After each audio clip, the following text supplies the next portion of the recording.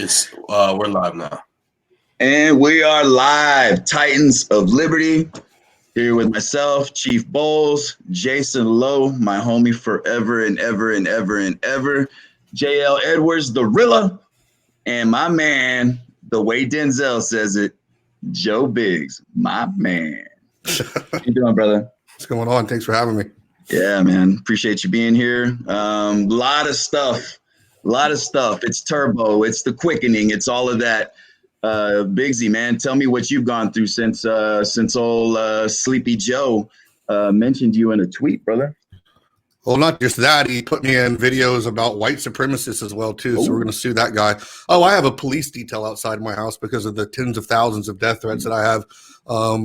I ride my motorcycle and people either want to come up to me and give me a hug or they want to throw shit at me. ABC called me today and they said, how does it feel to be one of the most hated people in the world? I said, that sucks, but hey, whatever. Well, we don't hate you, Biggsy. We love you to death, man. So don't worry about it. Oh, I'm not worried about it. I mean, think about it. Right now, this club has global attention and recruiting is through the fucking roof. We have this ability to use a spotlight to do a lot of good, to change minds. And, fuck it, call us that, and we'll sue your ass and you'll learn a lesson. We've got to get more involved that way. We can't just let people just label as shit and let them walk all over us. We got to start fighting back in the courts and stuff like that. So I know Gavin said that he's going to sue Biden and a lot of these other people, and I'm going to jump in on that as well. Yes. Awesome, man. And how you doing, brother? Thanks for joining us. I'm sorry, I can't remember the name, man. Could you please go ahead and tell us, man? That's Dave Sumrall. David Sumrall. I'm sorry, brother. I couldn't remember the name. I apologize. It's all good. How are y'all tonight?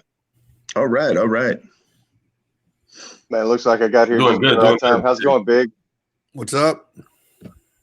What's happening, Jason? Good to see you, brother. You too. Thanks for joining us.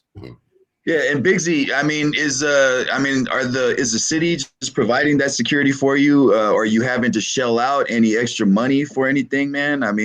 No, they're doing it. I after about 1 million calls, I was like, and I'm a single dad. I got my daughter. I'm like, I got to take some of this shit seriously. I can't just act like I'm, play the tough guy. I got to fucking, take into consideration there could be out of those 10,000 calls one real lunatic that's willing to do something. So I finally decided to call the police, and they show up and like, holy shit, like, you're that guy that's on the news. I go, yeah. I was like, can we get a detail out here? They're like, yeah, we got you, and I filled out a whole bunch of paperwork and shit. And so they're posted up nonstop and checking in on me all the time and making sure everything's good. So that's kind of cool. It's funny because we're the ones that are labeled crazy and hateful. And, we really just want to go out there and keep other people from being violent. And we'd love to see a law enforcement do their job. But shit, man, these Democrat mayors and governors have just tied the hands of these law enforcement guys that can't do their job. And, it takes a drinking club to come in from out of town to help restore law and order in Portland. It's kind of fucking hilarious. Yeah, and that's the answer, man. That's the answer to all those reporters' questions, about why are you here? What are you doing here? That's what it is, man. They're obviously, their hands are being tied by the infiltrated local government. That's clearly what the hell's going on. And that's the risk that we take every day. We go out there and we voice our opinions just because we have dissenting opinions and we're stronger men, that just happen to have a large amount of numbers because of the same feelings amongst these other men. It's very much a risk. We go out there day to day, and we're doing it for America. We're doing it because we love this country, and it's something that people just don't grasp. They throw around so loosely this label of white supremacist, and with it carries all of those images that you see in the Netflix documentaries that they seem to be propagandizing, recently and inciting, these thoughts. What's that guy's name? Richard Spencer endorsed Joe Biden. Why isn't Joe Biden condemned Richard Spencer? Why hasn't he disavowed cannibalism. That's what I'm wondering. I mean, is he a cannibal? Why hasn't Joe Biden disavowed, Pedophilia. all that. I mean, drowning puppies. I mean, this guy's literally a Yeah. puppy drowner. This guy's a horrible human being. I mean, this whole disavow bullshit is just another distraction to keep people from paying attention to the real shit that's going on in the world. The fact that the Bidens are behind actual Russian collusion, the fact that Hillary Clinton set up, spying on Donald Trump, the fact that the Democrats are once again harvesting ballots and trying to steal this election. It's complete and total corruption on one side. And if you're willing to stand up to those people who are doing wrong, you're labeled a white supremacist. You're literally Hitler, and you're deplatformed and shamed. So that leads me to a question then for you gentlemen, as far as we see the real criminals, Comey, Lyon, all these people get caught in that, but nobody SWAT teaming James Comey. So how, like you say, it's not just a distraction, but how do you feel that you all are being labeled with these, really hazardous terms? You said you got freaking detail outside of you because they are that unhinged. Why is it that they are able to flip the script like that? And how does it make you gentlemen feel? Like, we know the real crooks, we know the real criminals. How do you guys get that bad guy label? Or we in general? I mean, You need people like us. So it starts with trying to clean out the inside. We've got so many bad guys, so much corrupt leadership within the FBI. We have so much corrupt senators and congressmen. It's time to vote these people out. It's time to get these people fired. It's time to put in people who are actually going to do the job. And that's where it is. I think for far too long, too many people voted for people that they didn't really know anything about or looked into. And that's how you get bad people slipping in. And, Donald Trump wasn't lying when he said the generals that we have in there are losers. They are losers. They're punks. They're bitches. They have become so corrupt and they're so obsessed with their look and trying to be cool and flashy and all that shit that they forgot what it is to be an actual fucking leader. And like Trump said, if we actually had to go into a war right now, we might lose because these guys are horrible at their job. Obviously not going to lose because we have the greatest fucking army in the world, but still, in general, these aren't good leaders. And it's time to fucking flush these guys out and put in some new meat and people who actually have some patriotism in the heart, some fight, some decency, and what's that word? Ethics. But how do we do that when they're ballot harvesting and rigging elections? Like if they don't pay for their crimes and they continue with this destructive behavior. And I think personally that, if there is no Constitution, there is no United States, no law and order, then they will never be brought to justice for their crimes that they know they are guilty of. So the only solution is to implode it. What do you guys think about that? I agree. Well, there has to be consequences. Yeah, I mean, that's what everybody wants to see. Everybody wants to see somebody go to jail. Somebody wants to, see them be prosecuted, man. I mean, these are crimes, and we know that. And that's the thing. And we get labeled that because up is down, down is up, and that's one of the things. We've been to all these things. Last year, Biggs and I co-hosted the Demand Free Speech in D.C. Congress and everybody knew within 2 weeks. Antifa threatened us with acid bombs. We had all the information. We had all the evidence. They had a training class. So, I mean, it's been on the radar. They don't do it on purpose. They won't declare them a terrorist organization because they're working with it. I mean, that's part of the thing. And that's where we have to have more people like us. I mean, active. You have to get in your city council. You have to go to your local stuff. I've been to Austin a handful of times to help, Owen and Savannah with their city council meetings and stuff. It takes action. People have to get in the street. And if you're not going to get out, you have to support people like Biggs and Jason and everybody that gets out and does stuff. I mean, you got to do something. And that's where we are. We're just trying to, motivate people, man. You can't sit by and let this happen. We're going to lose everything. That's what we're I think you're right. There's way too many people who are complacent right now on the right. There's way too many people who aren't really understanding the severity of the situation and where the country is and how important this time is to get up off your ass and do something. Look at the left. They are motivated. They are in the streets. They are fighting for what they believe in. And it's exactly the one thing that what's that saying? That if America is ever to fall, it would not be by a foreign enemy, but from within. I can't remember who said it. But that's what's happened. The corruption's here. The enemy is here. It's domestic. And it's time for us on the right to finally get motivated, to get up off our asses and fucking do something about it. by throwing rallies, by going out and doing shit, by running for office. If you think if you're a good person with a good heart, good beliefs and good moral ethics, you need to get your ass in there and run for office. It's not that hard to do it. Look at Laura Loomer's out here in an area in Florida that's highly Democrat, and she is whooping ass. And she got motivated. She got pissed off. She said enough was enough, and she's doing it. More of us need to do that. I got a really bad record. I like to get into trouble and fight and shit, but there's other people who can metaphorically fight by using words and going out there. I'll make sure that people don't touch you or hurt you when you're running. I think that makes almost all of us here. Hey, maybe that's what we need, though.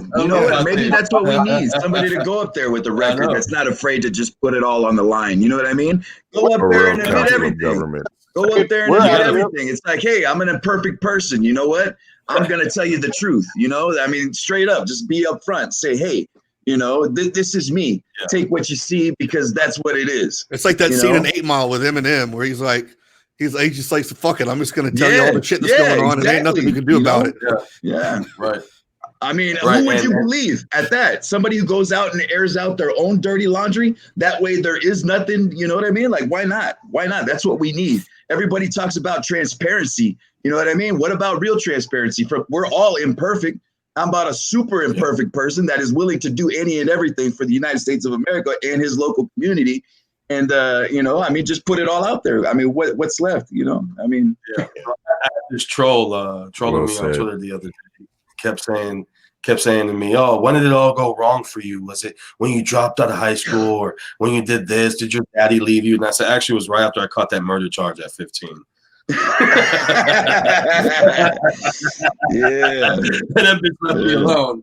No, I don't have a murder charge. But I do want to say we would not be the ones at the voting polls blocking people from voting. That's the last thing we would do. We would actually be the ones protecting the polls. Stripper polls too. So that's all I'm saying. That's my 2 cents for tonight. Yeah. Well, Joe. Biggs, to go off the topic for just a second, man. How did you feel about Portland, brother? It was good. Like I said, when I've done like 15 shows a day, and it's just like the last few days have been insane. Yeah. But when Enrique and we get ideas, and we go, all right, we want to do this, and we want to achieve this. And the first question he always asks me, he goes like, "What's your main objective?" And I go, "Well, I think in this situation, it's been 100 days, or right at 100 days at that time when we first started planning." Maybe a little bit less. I said, there's complete and total lawlessness. I said, buildings are on fire. Federal buildings are being taken over. I said, police officers are getting hurt left and right. Civilians are being killed. I think getting them to enact a state of emergency should be our first thing, and that's going to help restore some law and order. And sure enough, it happened. I mean, not only that, they've deputized or federalized, numerous cops, and that's going to last until the end of the year. That gives these officers the ability to supersede Mayor Ted Wheeler's punk ass, who's, let's be honest, the worst mayor in American history, and Governor Kate Brown, who's just an all-out fucking loser. These cops can now do their job. They can snatch these fuckers up, throw them in a van, and as far as I'm concerned, take them to Guantanamo and shove a fucking broomstick up their ass. But, that's if I was in charge.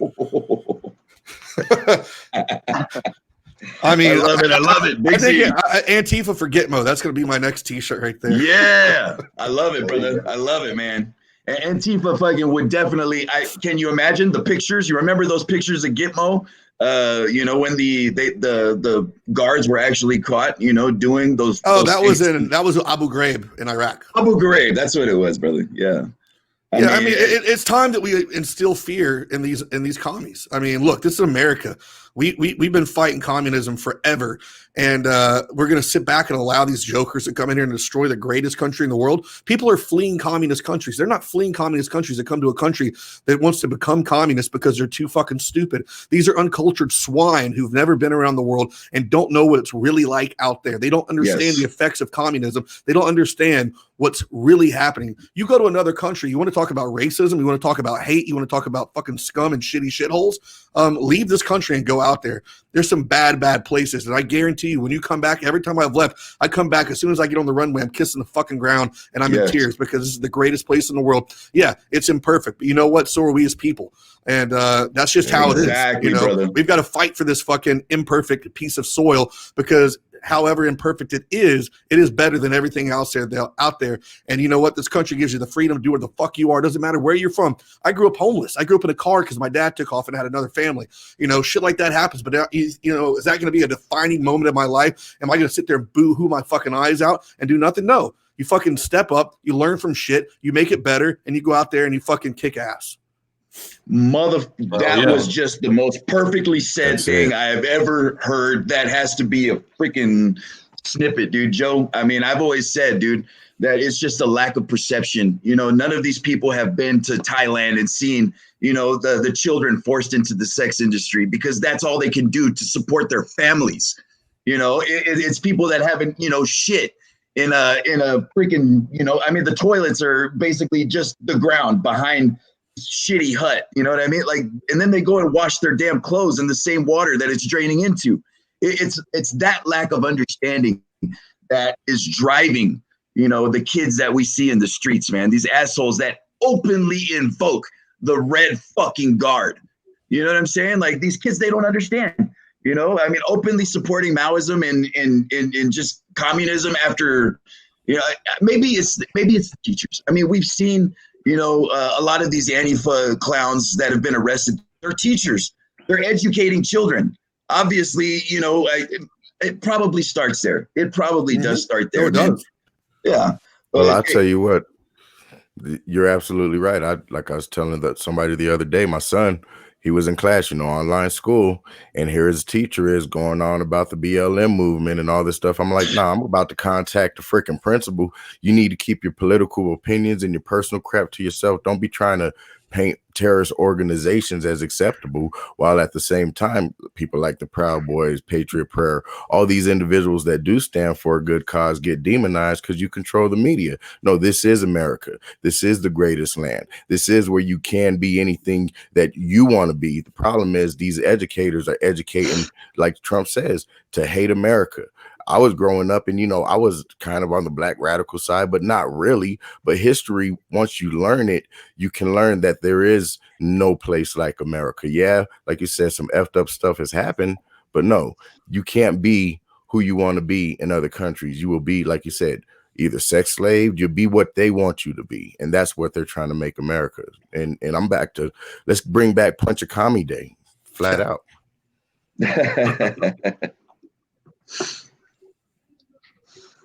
Yeah, brother. I mean, it's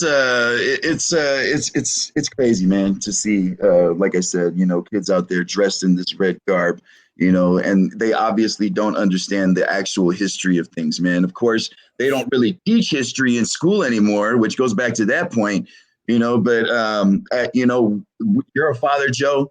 Rilla, you're a father. Jay, you're a single father. I'm a father. You know what I mean? What we do, my son wrote a damn book on the dumbing down, the deliberate dumbing down of America. You know what I'm saying? Like, Joe, I know your daughter's a treasure as well, man. You know, I mean, you know, my mom shared this video with me. It's Kathy Ruse it's on YouTube. It's called Kathy Ruse on LGBT sex indoctrination in public schools. And I've grown up around the education system my entire life. Family of mine are all teachers and stuff like that. And they always tell me right now what they're pushing in the lowest levels of education is like this LGBT indoctrination. They're trying to confuse the boys, make them think they're girls. They want the girls to be boys. And they're doing that to make them unstable, to screw with their heads. And then as they get older and they've been broken down, it's easier to manipulate them. It's just like when you go through basic training in the army, they break you down and make you feel like shit to where you don't know a thing in the world. And then they build you back up to be the thing that they need you to be, the killer, the fucking soulless, spineless, emotionless fucking, you know, killer. And that's what they're doing with our youth now. They're dumbing them down. They're teaching them that, you know, 2 + 2 + 4 = 4, you know, and shit like that. And they want to confuse the hell out of you so much that when they start throwing weird shit at you, like, you know, trans fucking operations and drag queen story hour, you're like, wow, that's so fucking cool, because they mashed your fucking brains. It's insane.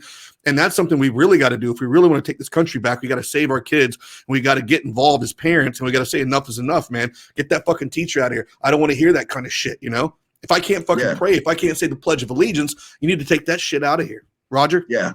Exactly, brother. I mean, dude, let's not forget, we're talking about forced gender dysphoria. I mean, that's basically what it amounts to. Yeah. I mean, people who are gender dysphoric, they fucking have a 40% suicide rate. You know what I mean? Like, we're basically forcing these problems upon our own children. It's insane, bro. It's fucking insane. It's crazy. It's crazy to see the attack on the children of the United States. It's not even just the pedophilia. I mean, we're talking about it in the schools too. The children that might not be, suffering these sexual assaults and whatnot like that. It's just sad, dude. It's sad to see the children of America being forced through this process that leads to mass confusion. And the sick thing is you get to a point where, you can't change anything, or you feel that way as a parent. So what do? Then you go, well, I can homeschool my kids. Well, shit, I don't have time. I got a job. They force you into this situation of almost poverty, because you can either put them in a Christian private school, which costs a shit ton of money, or you got to leave your job, or you got to work more to pay for the private school. So then you never get to see your kids, and you never get to be there to mentor them and push them down the right path, or not push them, but lead them down the right path. I mean, and give them the ability to make good, sound decisions as an adult later on.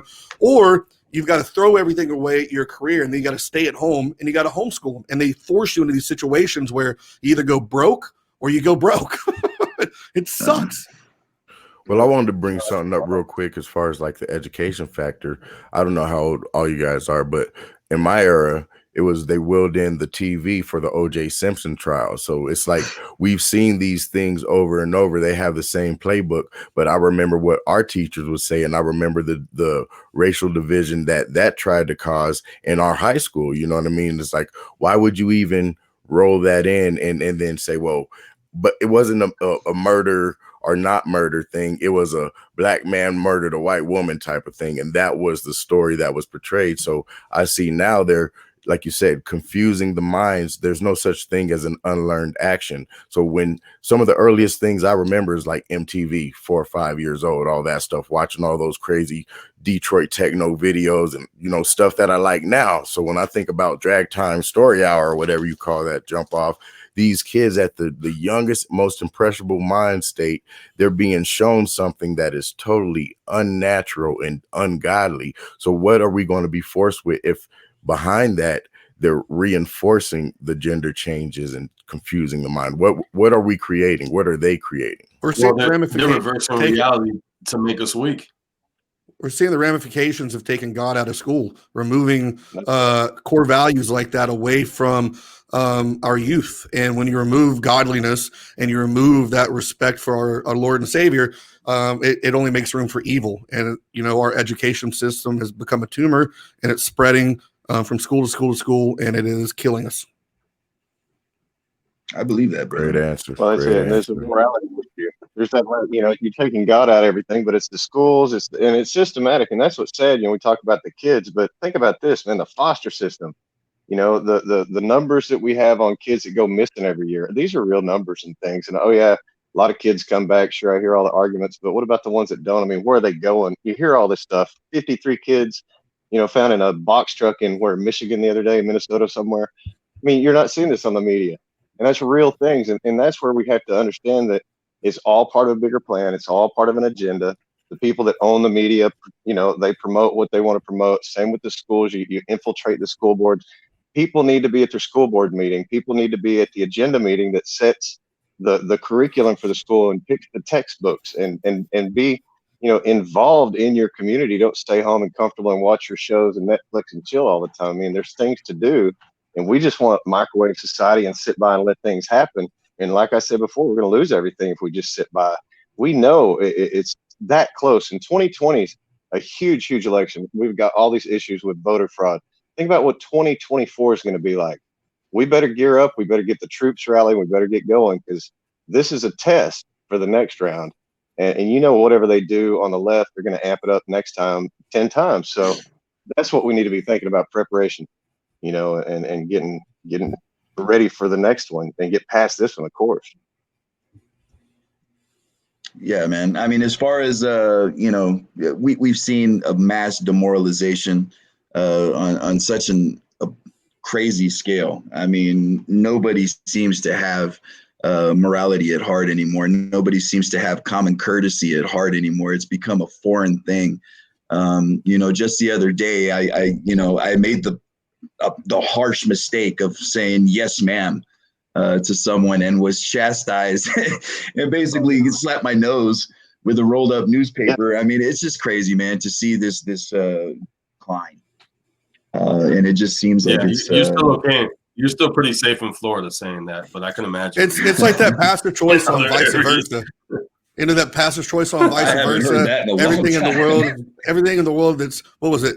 Good is bad, and everything that's bad is good. Vice versa is a line. That's what it is. I mean, you say yes, ma'am. You open a door. You have, you act like a gentleman, and it's become offensive all of a sudden. Whereas I used to remember, the whole point of that is to respect the woman and to be the man there, the protector, the guy that's going to treat them well and all that stuff, so they can feel safe. I mean, it creates a good, humble environment when you do something like that. Now it's just like so much animosity. Like, if you're not throwing bricks and burning shit, dude, you're literally this fucking piece of shit. And it's like, I don't want to burn down buildings. I don't want to shoot cops. I don't want to fucking run over people. I don't want to do anything like that. I just want to fucking be nice to people and get along and live a fucking long, happy life.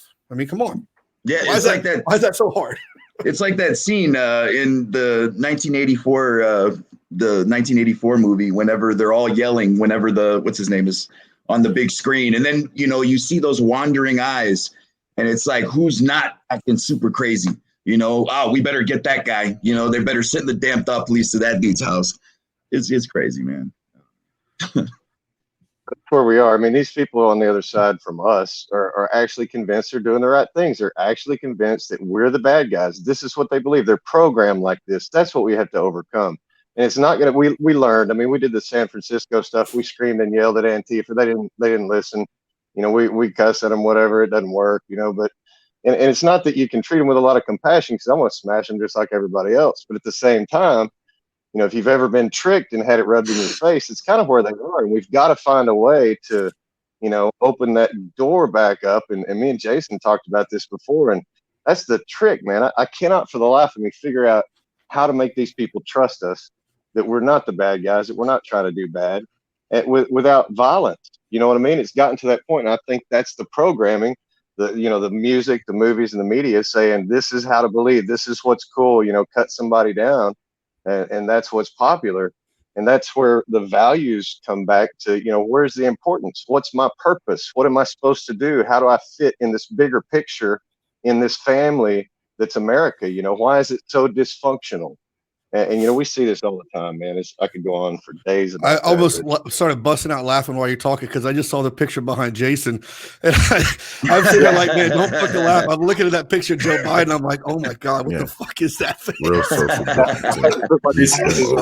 he got a social distance. I should have put a little kid right. No, we got a socialist distance. That's what it is. Socialist distance. That's it. That guy. Hey man, I'm gonna tell you right now. I'm sorry, this sucks because I'm having so much fun, but it's 10:30 and I got to roll. But that's the fastest 30 minutes that's ever gone by for me. I enjoyed it, guys. It's been fun. And hey, call me again. We'll do this, man. I'm down. Okay, all right, brother. Thanks for joining us. Appreciate you, brother. How the hell do I get out of here? Okay. How do you leave? Yeah, I got a joke. Yeah. So let's get into. Let's let Dave get into stophate.com and why he started it and what brought him here. And then let's get into Thad, since you're everywhere, all over the place, just like Biggs is right now, on BET, Gateway Pundit. I've seen you. You've been called a black guy today, and all kinds of stuff. But you're doing I'm all the races. I said that earlier. I'm all the races. You know what I mean? I am human as fuck. Yeah. That's what yeah. I mean, we're it's just and I wouldn't care if I was black. That'd be great too. But well, I'm just not, and you aren't either. It's funny how they say you are in that article. I was like, you know what? He does kind of look a little black in the article. You know, you do. You look a little. You look a little black. You look a little bit. You know, you're definitely not a white guy. But we'll get into that. But let's let Dave like introduce himself for us. Well, actually, I'm Aquaman. So Aquaman. Aquaman. Get to hear a good story. No, man. You know, I started in 1992, a long time ago. My son was in the womb. He wasn't quite born yet, and we were going through the LA riots and stuff. You know, and you know, sitting there on the couch watching all the bad stuff. I mean, riots like we're having now. You know, and thinking, how can you bring a kid, you know, into a world like this? And we thought, well, let's try to help the people. And you know, can we give money? Can we go and break up the fight? Can we go and put out the fire? Can we stop the violence? No. You know, once it starts, it starts. So, you know, we always thought prevention would be the best thing. Awareness, you know, that not everybody hates each other just for no reason, you know, prejudge, whatever. So we did T-shirts and wristbands, you know, local stuff, you know, keep it in my community. And we've branched out. And, you know, the last couple of years, we've done stuff all over the country with everybody you can imagine, and had a really good time doing it. Made a lot of friends, and I think it's all about, you know, making connections and, you know, spreading a good message. People seem to be receptive to it, so we push on, see what we can do to, you know, change some attitudes. And so Stop Hate is an acronym, which is Start Turning Off Prejudice, Heal Attitudes Through Education. So that's kind of what it is. I like that, man. I like that. I like that a lot. Didn't know that. So what does it entail, brother? Well, right now, man, we're just doing rallies and stuff like everybody else. We're about to do one in Scottsdale. It's not my rally. Check out Jason with this. Yeah, man. I want one of those too, man. I'll totally rock that, dude. Yeah, absolutely. Black and yellow. Yeah, we need to do some black and yellow ones, don't we? Yeah, brother. They're real easy to order too. Maybe I should get a couple of hundred of those. Yeah, man. I'll pass them out to my chapter. Yeah, and that's all I do, man. I try to just raise awareness. I do speak at a lot of different things and do different events and stuff for myself and for other people. I'll be speaking in Scottsdale at the Patriot Party Rocks, patriotparty.rocks. Y'all go check that out when you get a chance. And man, it's going to be happening out there. A lot of good people.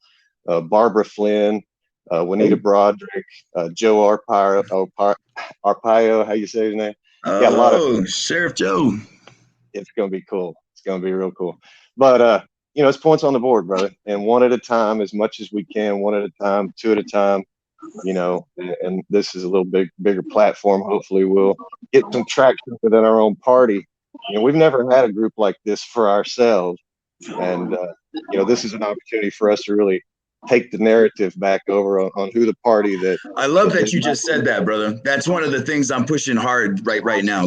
We all absolutely need to take the narrative away from media, brother. I love that you just said that. That's one of the main things that I'm pushing right now. That's it. Dave, real briefly, I'm going to let you continue, brother. I wanted to introduce everybody to my good friend, Jakari Kelly. Love you very much. Thank you for rolling your eyes. That only added to the love. Because I'm being tortured right now by the public. Yeah. Yeah. And we're totally going to get into that. Dave, I wanted to let you finish up, man. Keep on telling us about the stophate.org. I mean, aside from events, have you guys done any other like charity stuff, anything like that? Oh, yeah. We work with several different charities in our local area. You know, of course, we'd like to do big stuff and get our name on the board in a big way. I think it's a viable cause, you know, a good message and everything. But it's just as far as I can reach. You know, I'm self-funded. I'm not a nonprofit. It's stophate.com. I'm sorry. Yeah. It's all good. We used to have that website. I lost it a couple of years back and got stophate.com. But, you know, we do some food drive stuff. We try to help feed, you know, people and stuff like that are kind of down on their luck and everything, especially in times that we are. But foster programs and things like that, just community things, encouraging others to do that as well. So, I mean, that's our thrust, is to set the example and then just put the points down there and let people see that they can do it too. You know, that's really the gist. That's dope, bro. Mm-hmm. Mm-hmm. So I want to find out what Jakari's going. Yeah, man, it's a whole thing, man. So Jakari and I, Yeah, introduce her, Fat. Introduce her. Yeah, so tell everybody who she is. Yeah, Jakari is the leader of Black Lives Matter Northern Utah. Her and I met. I think Jakari, we were first, or you first saw me, I think, at Cottonwood Heights. That was an event that we live streamed, Jason. You know, and we were out there. I can't remember the name of the gentleman that was about. Jakari, what was the name? Eddie. No. The name of the gentleman that got shot that caused Cottonwood Heights posters. I do not recall at this moment. Okay, yeah. So there was an event out there, and there was a very large crowd. You know, at one point, actually, there was 2 events. I know Lex Scott, another BLM leader, was out there. You know, that was when I attempted to reach out to her, if you remember, Jason. You know, there was some tense moments. I had some gentlemen standing in front of me with baseball bats. I think there's a picture floating around of that, thanks to you, Jay. You know, but Jakari, she heard about me. We made communication through my VP, myself, my president, my VP, Jakari, and another gentleman named Eddie Barrest. We sat, we talked, we had lunch, and we established a relationship. Jakari and I hit it off pretty quickly. You know, we explained each other's, you know, what we believed in, and you know, we found out that we had a lot of things in common. And you know, after that, you know, we stayed in communication, and we lost Jakari. She'll probably be back, man. Okay. I'll go ahead and reach out to her. But you know, the moral of the story, man, is that I took her to Portland, Oregon. She expressed interest after, you know, like I said, it's not like a super fast thing. We had to, you know, gain trust for each other, which was very easy to do. We know that you know, Jason, when you, what's that? I said, speak for yourself. Well, for me, it was. I mean, I know you. You're a genuine person. You know, I didn't find I didn't find you to be deceptive at any point, disingenuous, anything like that. It was very much, as we say, a real recognized real type situation. And yeah, and she's a very powerful person. I mean, it only adds to the fact that she's a strong Black woman. You know what I mean? So it was a no-brainer that, you know, her and I work together, and I think that we've really accomplished something, or are in the process of accomplishing something amazing. I really think, EJ, I've always said that we're trying to set a national precedent, and I think this really sets an example for other community organizers across the United States to finally find a real solution. So, Jakari, I'm gonna go ahead and let you tell them about Portland. Let's start with that. So, first of all, days leading up to even going to Portland, like when he asked me, I really thought he was joking. I didn't think he was being serious. And then I was like, oh shit, he might be serious. I was like, I got to think about this and how I'm going to approach my mother. Cause I guess I'm a 38-year-old woman, but I still got to talk to my mama. And my son, because, you know, he's the boss. Not really. Yeah, he is. Shout out to Pharaoh. Somewhere in here. But I talked to my mom. She knows how deep into activism I've been getting this year, and how much it means to me. So she was like, I want his name, his phone number, his mama's name, a hair sample. You know? And so, like, I talked to my grandmother. I got advice from, like, I even had my cards read. Like, I was like, I need a sign from the universe. And she got one. To be okay. And then I'm at, like, lunch with my friend who's, like, telling me, like, giving me the advice I need. And then I got stung by a bee. And she was like, that's a sign from the universe. Black and yellow, black and yellow. Right. And so, like, I took my ass to Portland. I was never like scared for my life with them per se. It's about the backlash that we were going to receive. That was the hardest thing I felt like I had to deal with, just because everybody hates a Proud Boy right now. And this was before Trump even said anything. And it's just because people are so used to this power structure that we have in America, where we judge first off the first two articles on Google, and that's the truth. And that's not how I was built. I was never made that way. Like since the beginning of like my school career in kindergarten, like I would play with everybody.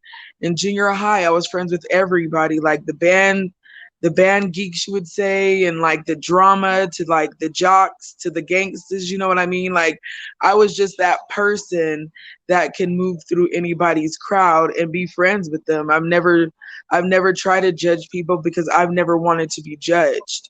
And me being a Black woman, I remember we went to school. My friend happened to have a red car.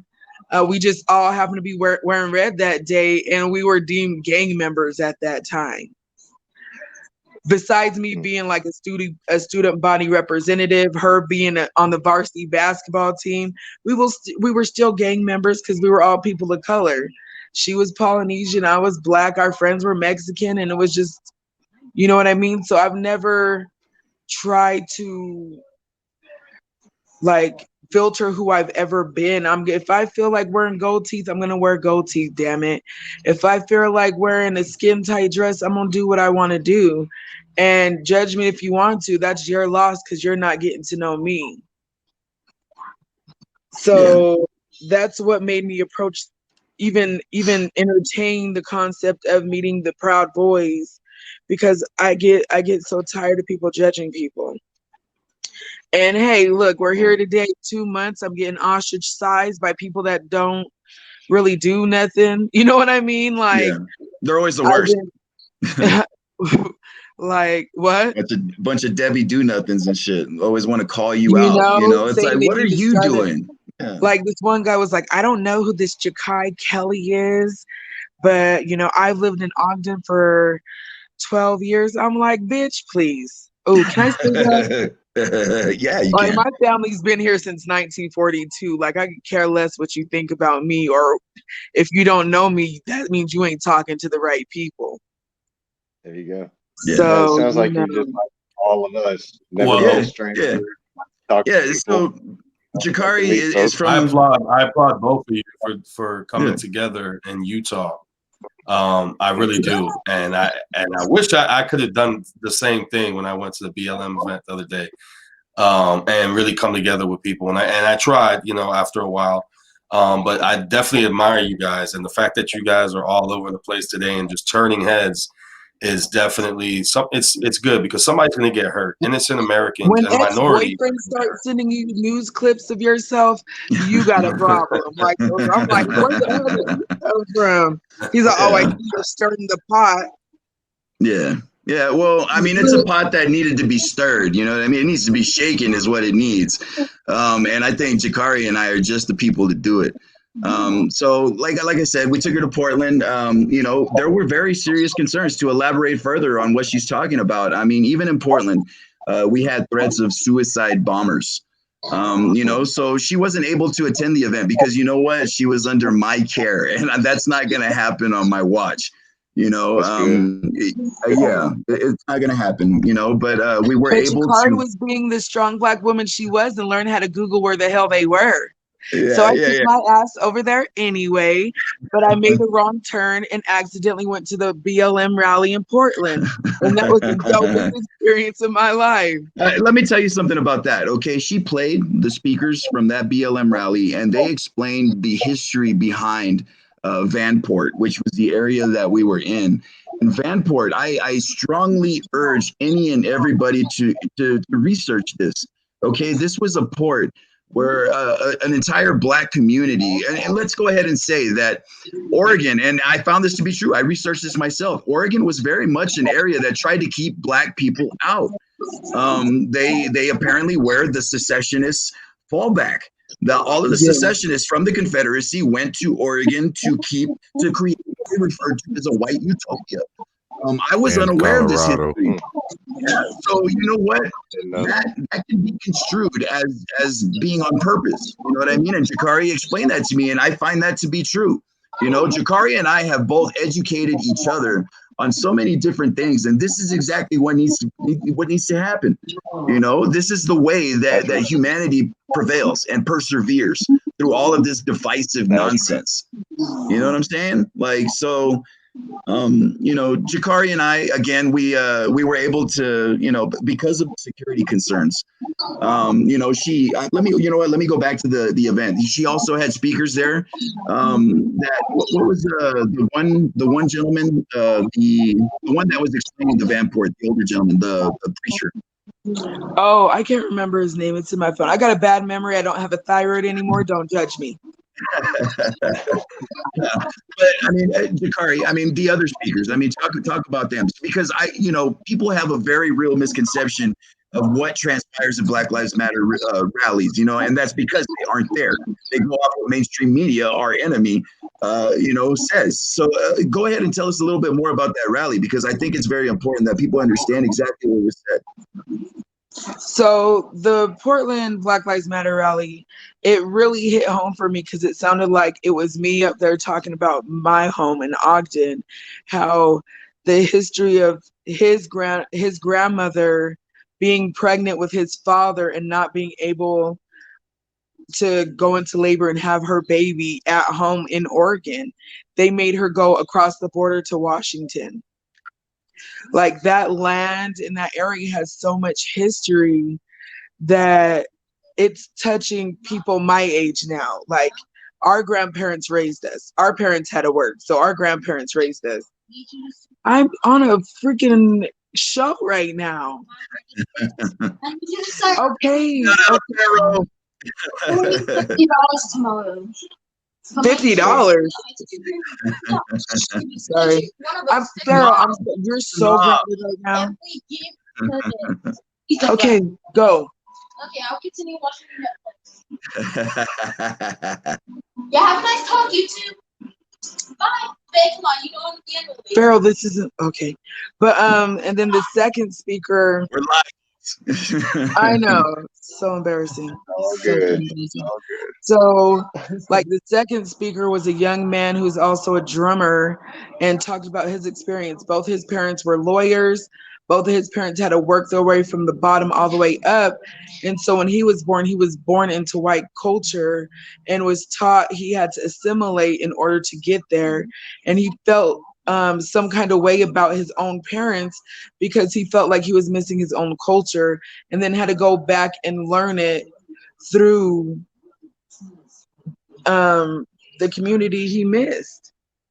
And you know, when you do something like that, like you catch hell that way too, because people don't understand why do you want to come around us? It becomes classism, right? So he found his place. Black Lives Matter. Honestly, their major thing that they said at the beginning of their approach is we're here to educate. We're not here to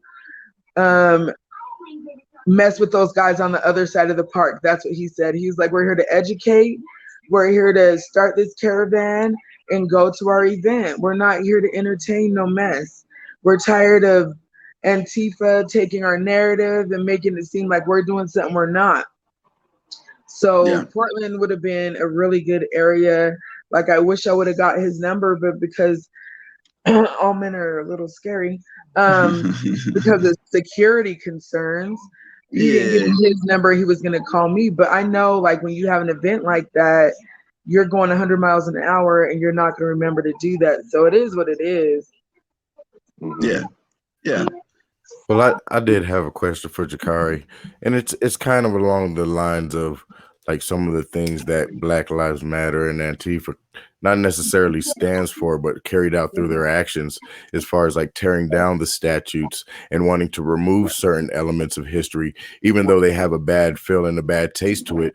Don't you think that's kind of counterproductive? Because just like you said, you learned a history and made you feel a certain way, but at the same time of feeling that way, you want to bring about a positive change, and you also want to enlighten people about this situation, kind of like you shared with that. And that's new information to a lot of people that's viewing.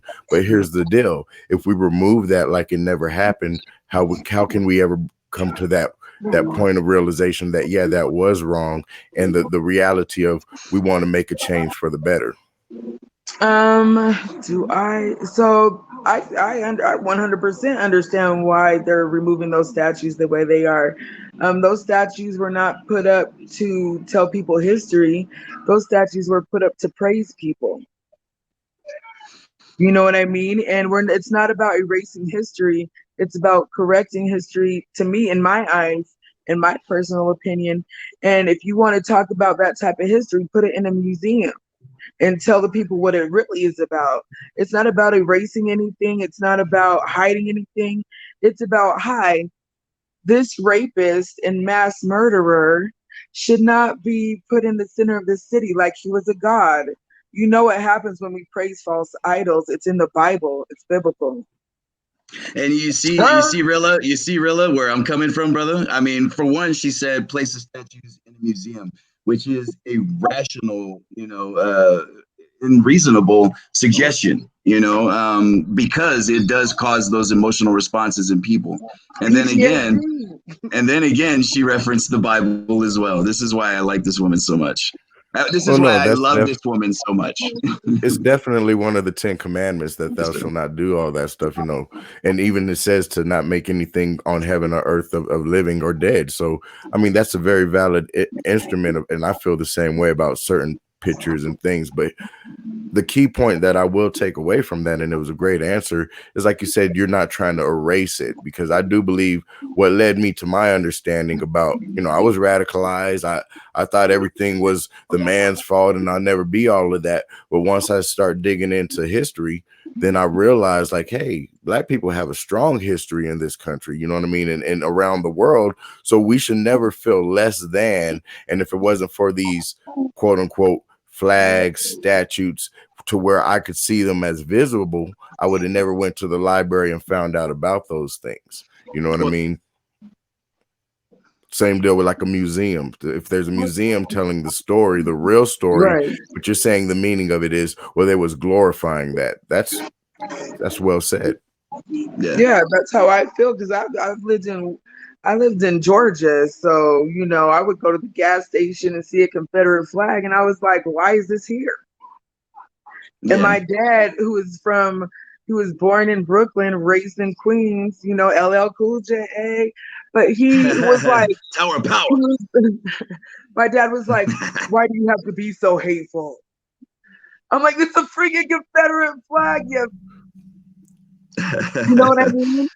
Yeah. Me and him don't really get along well, but I was just like, me being from the West Coast, I was taught that the Confederate flag was bad. If you see a Confederate flag, walk the other way. My grandfather was from Mississippi. My grandma's from Louisiana. See, well, I look at the Confederate in order to be on to walk this earth these days. So I know what a Confederate flag means to me and how it makes me feel when I see it.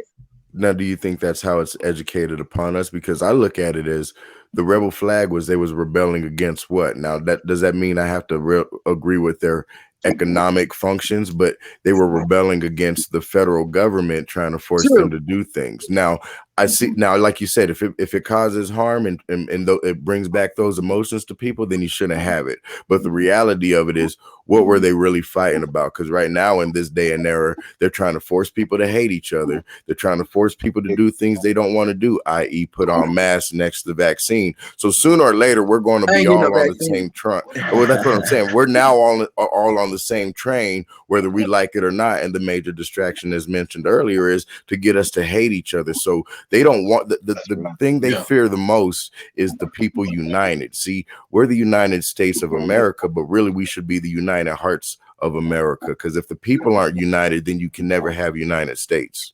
Right. Well, I like that. Did you make that one up? I like that. I live it, man. I live it. A lot of people are misled. That's what I mean. I'm the nerd that sits down and reads 10,000 hours of law and don't want to be a lawyer. Tight nerd. That's the thing. But at the same time, I feel like us as Americans really need to be re-educated, because we have been used as pawns in a game called government. And I'm tired of that shit.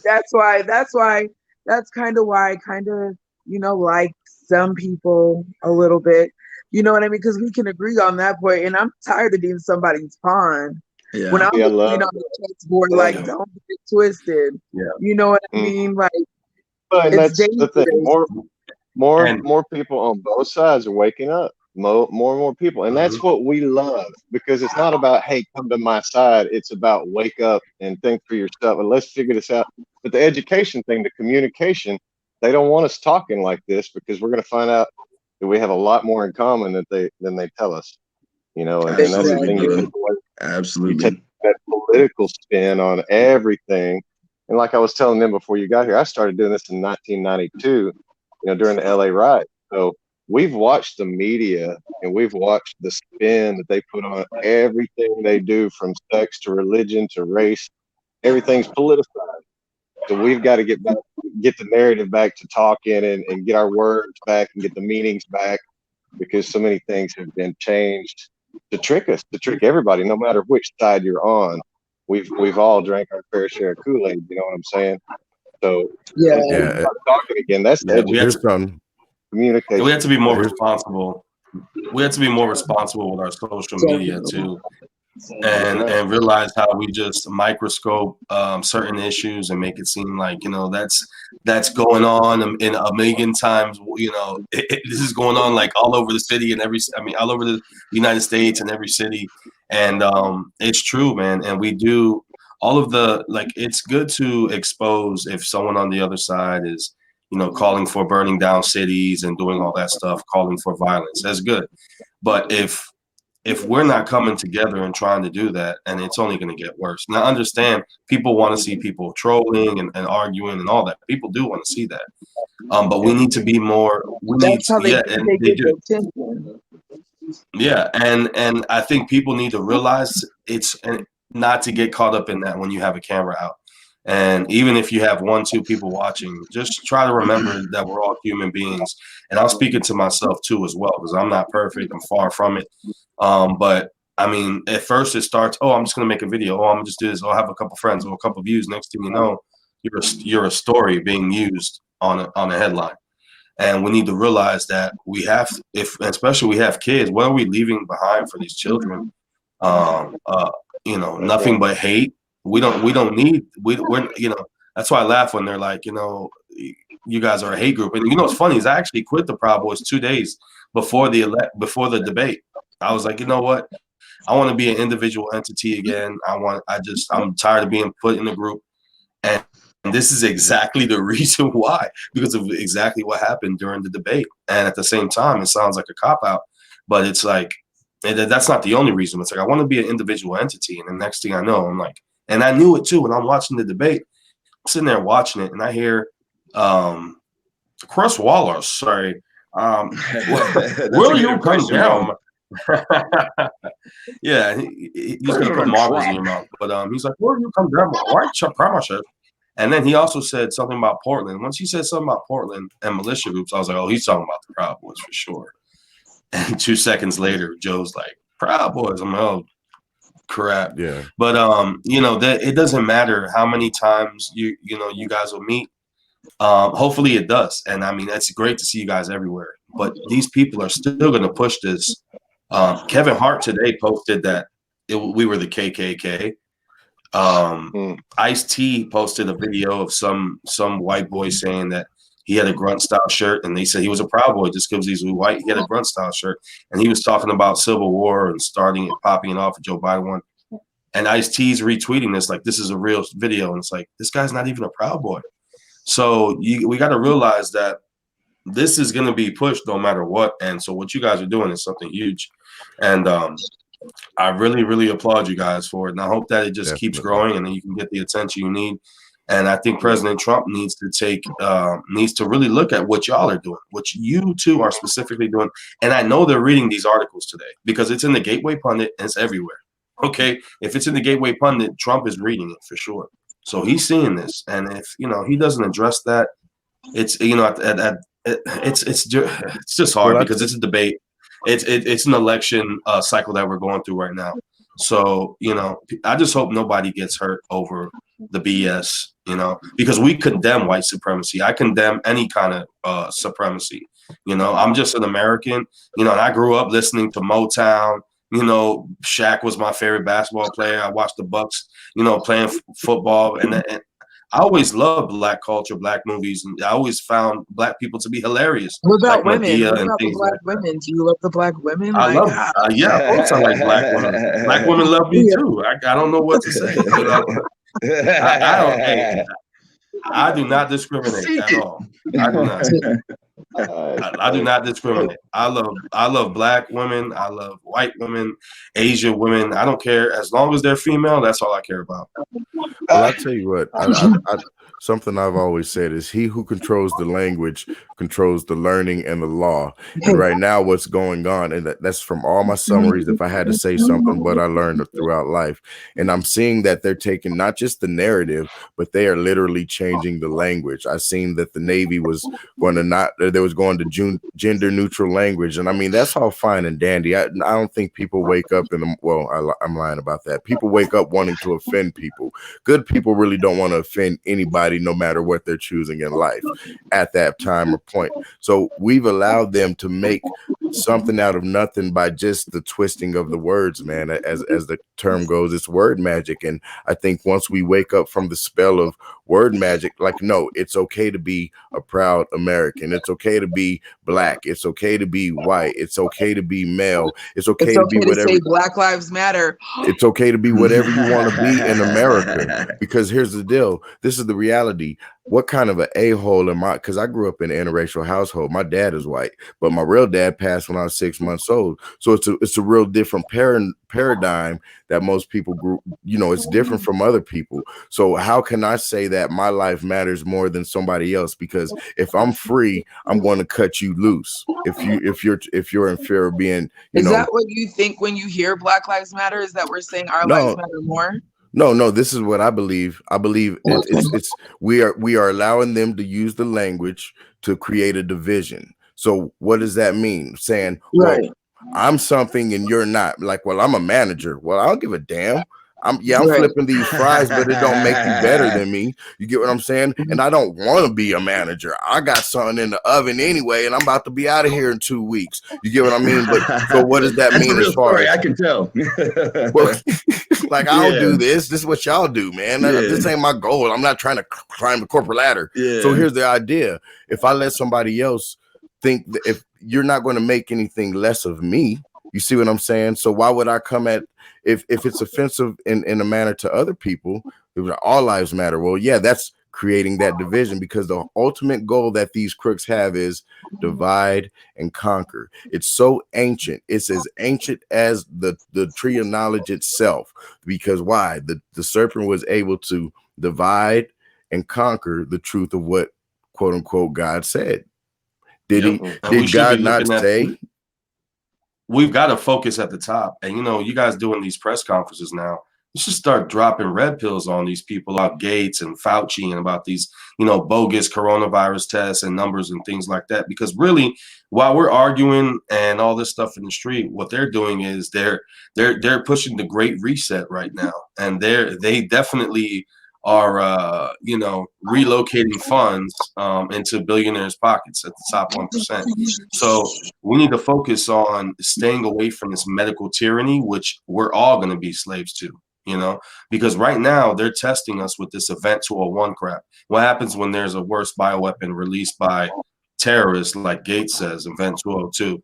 You know, that's the things we need to be worried about. And the fact that they're trying to push a social credit score system, you know, that's what we should be worried about. You know, yes, we need to, any cop that murders anyone or any bad cop needs to be dealt with, period, point blank. I've always thought that. Trust me, I've bumped into cops a few times in my life. But I still don't, I'm not going to sit and say every cop is bad. When just like every American's not. Neither does Jakari. We go. Jakari, yeah. Oh no, I know. I'm not saying that. Yeah, I'm not saying that she does. I'm not saying that she does, and but I'm just saying, like, we do see that a lot, and that's there's always that extreme to it. It's blame everyone. It's, you know, and I think this is definitely progress. This is definitely progress. And go ahead. I'm sorry. Like, I live next door to 2 correctional officers across the street, like in my same cul-de-sac, there is highway patrol and there's 2 city PDs in my like 500-foot radius. Like, you know what I mean? Like, so I can't be like F the police, even though I'm like F some of those police. You know what I mean? Like that, I feel Yeah. like I can say, and they say it too. They're like, those guys make us look bad. Those guys make our lives Yep. in danger as much as anybody else because people target us. It's their training, you know, and when you Right. have people like Joe Biden, I mean, like, let's just get real, man. This ain't even a political Democrat Republican thing. Let's just look at his voting record and what he stands for. I'm a victim of the 1994 crime bill. You know what I mean? My state said, hey, let's try him as a juvenile because of what the federal things did. Is I had to face an adult charge, and that's because of Clinton and Biden. Now, here's my deal. Are cops bad? Have I had encounters where they're like, shut up, boy? You know what I mean? Of course. But have I had police officers say, hey, you're the nicest individual I've ever met? It's their training. And then also, how are we being trained to respond to the police? Do you know about if you get pulled over, turn off the car, put your keys on the dash and keep your hands on the steering wheel? You ain't going to have no problems. That's called the black parent talk. Like we all learn that as soon as we get There ready to you get a have driver's it. license. Or Ice Cube album. You know what I mean? Go ahead, get them jelly donuts. And I'm just playing. But Right. My seriously. son's not allowed to listen to NWA yet, but I got pulled over one time and my son was like, Mom, I'm going to get out and run. I was like, that's what? Have you not been listening to me? Like, you can't do that. Yeah. And he was Yeah. only 7. He was scared of the police that bad. And not because of anything I've taught him. Yeah. TV, So movies, music, Yeah. everything. Wow. But Yeah. That's Yeah. deep. Everything. And we he watches desensitize the our kids. news. He Yeah. sees what goes on in the world. They talk about current events in school to the point where my son is already scared of police. Yeah. See, that's the thing. To where We gotta when give mommy these gets kids pulled hope. over, Yeah. he wants to get out and run to safety.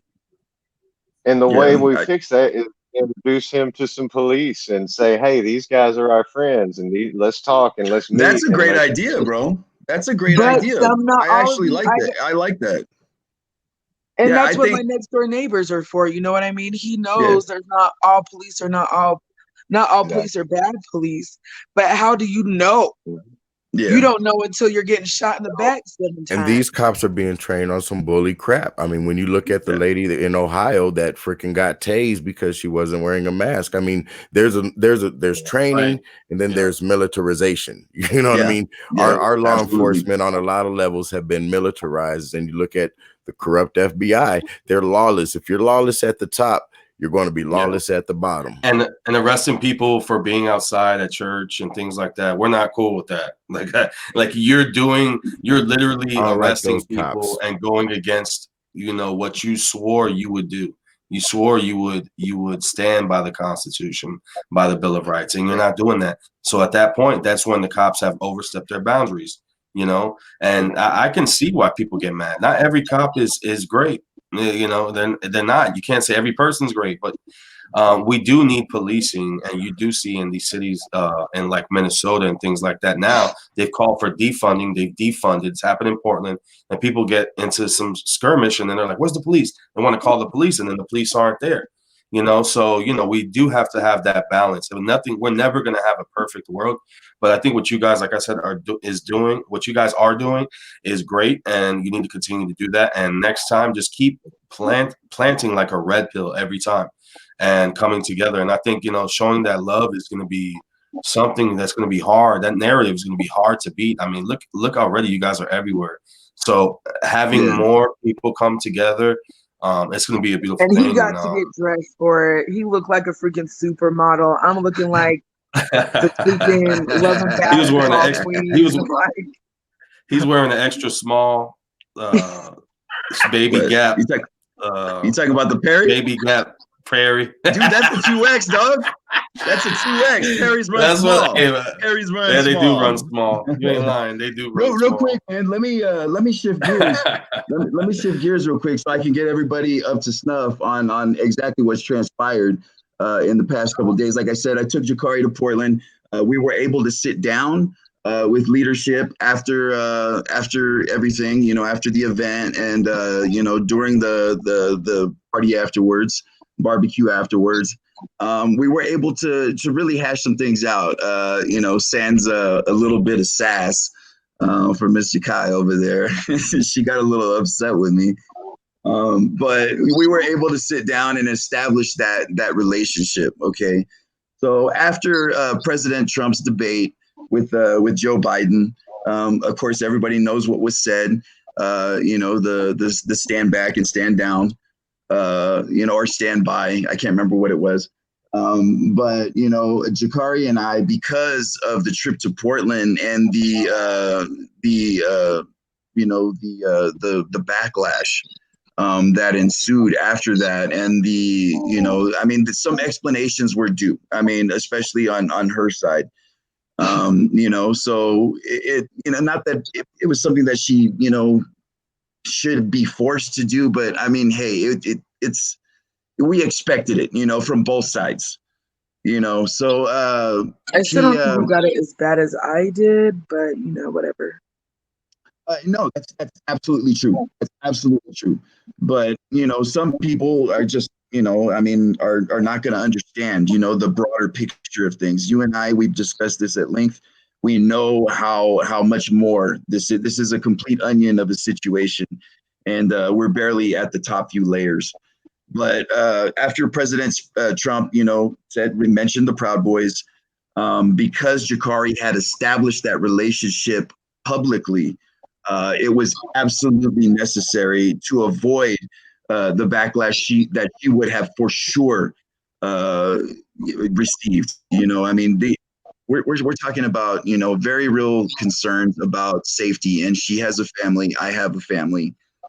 So these things needed to be addressed. All of us have, the words white supremacy, and I conveyed this message at the press conference. They are very powerful. When someone is labeled white supremacy in today's political environment, there's a very real threat from physical violence. And we went out. We stood there in front of all of the news. Jakari was she was very successful and very quickly at calling this press conference. I don't know that they would have responded to a Proud Boy as quickly. And it was very interesting, Jay. I mean, we can do all the things in the world, and sometimes the media won't even show up. We can go out there and do the best things in the world. Like we go to the battered women's shelter. We do things for them. We have events, and one person might show up. We've had events at the Capitol, and one or two of the news organizations show up. But called it. We stood there in front of them, and we let everybody know publicly, what our purpose was. And I'm going to go ahead and say it on here. Jakari and I are also going to form a new organization. Jakari, tell Jay about this. So it's called New Identity. It's NU Identity, and it's just a way for people to come together. It's where Black people are able to be proud Americans, and white people understand that we're all Americans at the end of the day. And I'm not saying all white people. I'm just saying the people that don't understand us, they will have to be re-educated, and that's how we're gonna bring anything together, is tell the truth about how we were founded, how black people came to the United States before the United States was the United States. You know what I mean? You can look at history and populations and cultures all over the world, and there is a little bit of Africa in everybody. From you know what I mean? Apparently, from me too, because Australia. BET said I was a Black guy. So from all the way in the bottom of Australia, you know what I mean? Africa's been touched by, or the United States has been touched by Africa long before slavery. And we need to learn that as Americans, like our true history. Our history in America as a Black culture did not begin with slavery. Mm-hmm. It began with some double crossing. Nah. Cradle of civilization. For real. Yeah. So what a lot of people don't know is, go ahead, continue. No, that's it. New Identity is just a way for us to be able to really become the new United States of America, and that's what I feel like needs to happen. Like, I'm tired of the BS with the media. I'm tired of the BS with politics. Like, how can you stop people's checks and you still get paid? That don't make no sense. Yeah. So Jakari, if you have any of those links from the presser last night, all I could pull up real quick was Jay's retweet of the little bit that, I mean, it seems like they cut you off a lot. I mean, I didn't find too many videos of you talking. If you can, and that's why everybody's probably handing me my ass right now, because they're like, "What is this about?" Well, here's the thing. We have the entire thing recorded, so I have the whole thing. I'll send that to you. We have it in its entirety. So I'm going to go ahead and play this. Right? Is this showing right now, guys? Yeah. Yeah. Okay.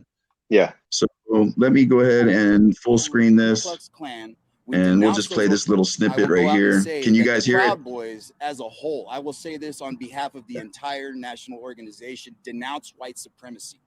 We are in no way, shape, or form white supremacists. We have a vetting system that just gets those guys out of our hair. We do not have anything to do with white supremacy. We do not have anything to do with the Ku Klux Klan. We denounce those organizations. Let me know when it's over, guys. Did it just start over again? Proud Boys as a whole, I will say this on behalf. Yeah, it's over. Yeah. Okay. So, Jakari, if you have it's good. If you have any more of those clips, put them in the private chat. You sure that's a 2X? I promise you, brother. I'll pull it out right now. It's right there. I'll show you. I promise. Yeah, I don't have any, but all I have is like just the articles that have been going out. Yeah. Yeah. So the thing is that we went out there and we talked about all of this. Of course, that's a very short clip to talk about us denouncing white supremacy. Again, I say that, I only say that again, man, because, for her to be tied into white supremacy is just so nonsensical and ridiculous, and she, I mean, she's under fire for it because of the it brings back history for me, because Malcolm X was strictly a Black organization, period. Mm-hmm. You know what I mean? But Martin Luther King opened up the opportunity to have people from different cultures and different religions come and help him. So history repeats itself, and I'm going through the fire, and it's hot as fuck. Mm-hmm. Absolutely.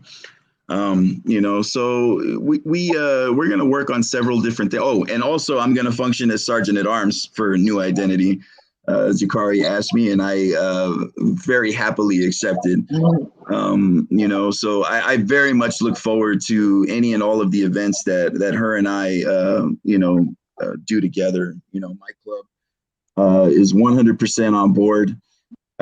My club, my particular chapter, my Salt Lake Boys, are ready to do this with you, Jakari, and it's going to be a beautiful, beautiful, beautiful thing. I really have the highest of hopes. There we go. All right, BET. God, if you don't get me off this screen right now. Yeah, so this was on BET. It was not on BET right now. Yeah. Are you kidding me? Yeah. Absolutely. Yeah. So and they worded it. They worded it very well. For a couple hours. They actually had one of the better readings that I've seen. Oh my gosh! Like, holy Shaka Khan. Welcome to the Cowboys. Oh my God! You back, girl. I'm sorry. They're like, there's Black people in Utah. Number one, right? That's pretty funny. I'm sure you'll see a lot of the truth of the narratives that'll come out through that. So I'm gonna go ahead. I'm gonna go ahead and I'm gonna read it, man. You want me to go ahead and read it? Oh my gosh. Yeah. So in a strange twist, it's a pretty short article. Yeah. It's concise and it says exactly what was said. And real quick, I just want to go ahead. But they do throw some fake news saying that the FBI considers the Proud Boys extremists, which that ended up being fake news. But that's the only thing that was wrong in the article. Yeah, and we actually make mention of that also in the press conference. Again, we do have that full press conference recorded. We have it uploaded to YouTube. We're going to go ahead and probably play that at some point tonight or tomorrow. So in a strange twist in what has already been a strange week, Utah leaders of the Proud Boys have apparently joined up with an unlikely ally after comments made by President Trump in Tuesday night's presidential debate.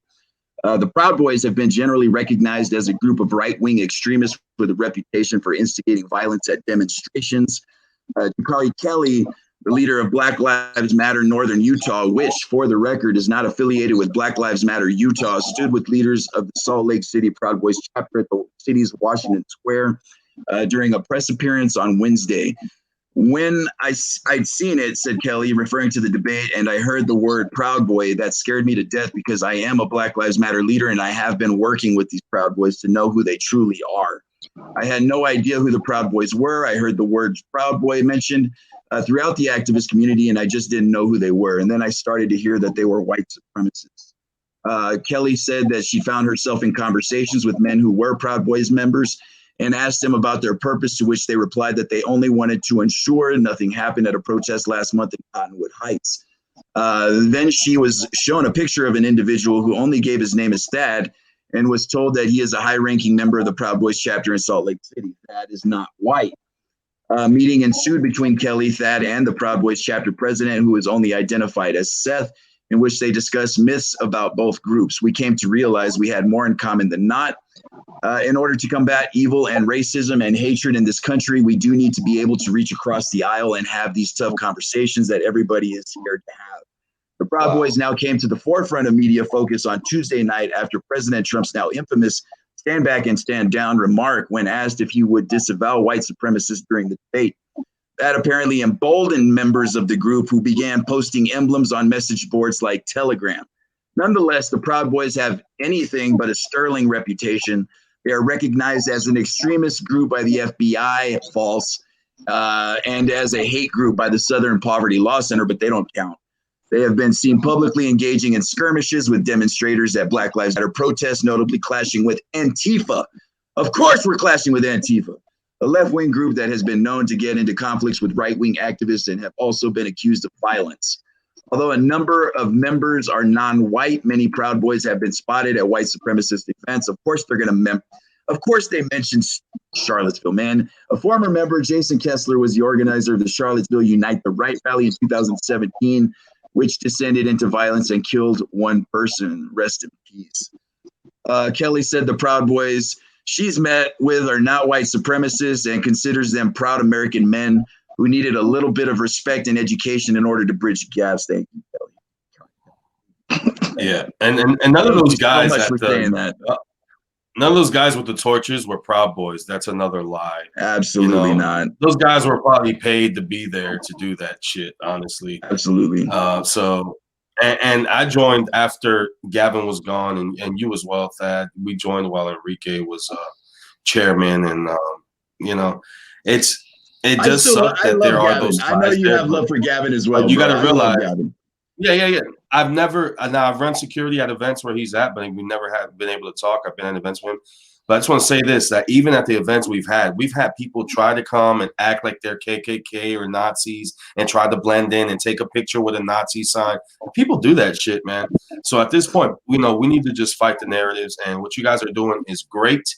I just want to say that, and everybody watching right now, hit the like and share button and let people see the truth about what's going on, because if we continue, a new identity. Yeah, a new identity. I mean, that's beautiful that you guys are doing that.